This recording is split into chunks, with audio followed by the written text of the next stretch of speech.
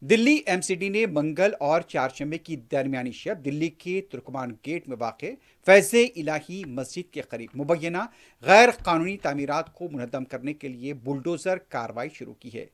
اس operation میں 17 bulldozers کا استعمال کیا گیا۔ بتایا جاتا ہے کہ کارروائی دلی ہائی کورٹ کی ہدایت پر کی جا رہی ہے۔ اس واقعے کو لے کر مقامی لوگوں کی طرف سے احتجاج ہوا اور بتایا جاتا ہے کہ سنگباری کا تبادلہ عمل میں آیا۔ اطلاع کے مطابق بعض پولیس ملازمین سنگباری میں زخمی ہوئے ہیں، جبکہ پولیس کی طرف سے گرفتاریاں عمل میں لائی جا رہی ہیں۔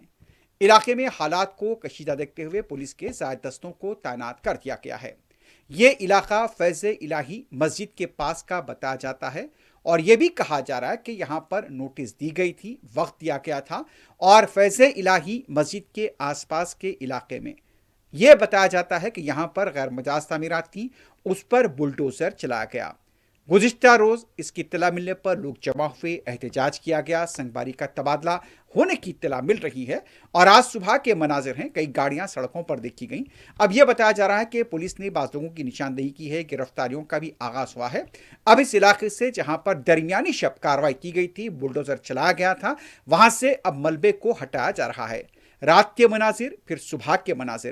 صبح ابھی بھی پولیس کے دستوں کو مختلف علاقوں میں تعینات دیکھا گیا ہے، ہر طرف ملبہ دیکھا گیا ہے، کیونکہ یہاں پر یہ جو مسجد کا علاقہ تھا اس کے آس پاس یہاں پر یہ کارروائی انجام دی گئی اور یہ بتایا جا رہا ہے کہ یہاں پر سرکاری اراضی پر یہ تعمیرات کی گئی تھی۔